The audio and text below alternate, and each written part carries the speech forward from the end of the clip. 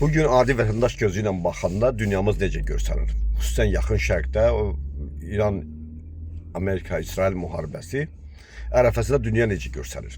Bəli, mən siyasətçi deyiləm, mən adi vətəndaşam, vətəndaş hüququndan istifadə edib danışıq hüququm var, danışığım. Bu coğrafiyamız necə görsənir? Bu çox ciddi şəkildə dünya düzəmi dəyişir.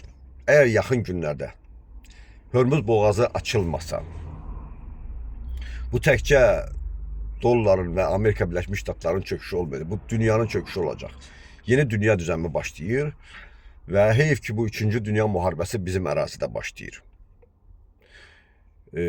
Amerika Birləşmiş Ştatlarının dövlət katibi çıxışlarında və təkcə o deyil, digərləri də çıxışlarında belə ifadə edirlər ki, bizim müharibəmiz şiələrlə və yaxud ayrı-ayrı sünnilərlə deyil, ümumiyyətlə müsəlmanlarla. Bu həm də bir çağırışdır.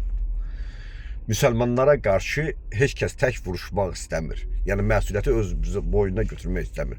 Demirlər ki, bu müsəlman dünyasına qarşı bir xaç müharibəsi başlamaq ərəfəsindəyik və burada bu təkcə müsəlmanlarla xristianların deyil və digər sivilizasiyalarda bu coğrafiyaya dəvət eləmək, məsələn, xüsusən Hindistan, Çin kimi dövlətləri də bir müsəlmanlara qarşı yürüşə dəvət eləmək və eyni zamanda böyük bir fəlakətə rəvac verməkdir.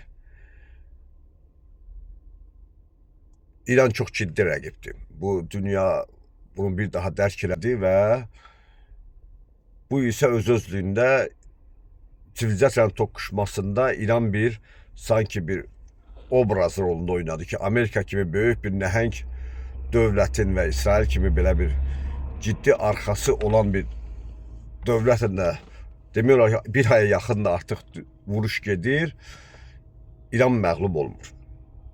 Və bir adi sıravi bir İran məğlub olmursa, bunun arxasında gələcəkdə müsəlman dünyasının birləşərsə böyük bir coğrafiyada böyük bir gücə sahib ola biləcəyini bu dünyaya nümayiş etdirir. Ona qarşı da çalışırlar ki, bizə qarşı birləşsinlər. Çox ciddi bir dönəm ərəfəsindəyik. Heyf ki, 3-cü Dünya müharibəsi bizim ərazidə başlayacaq.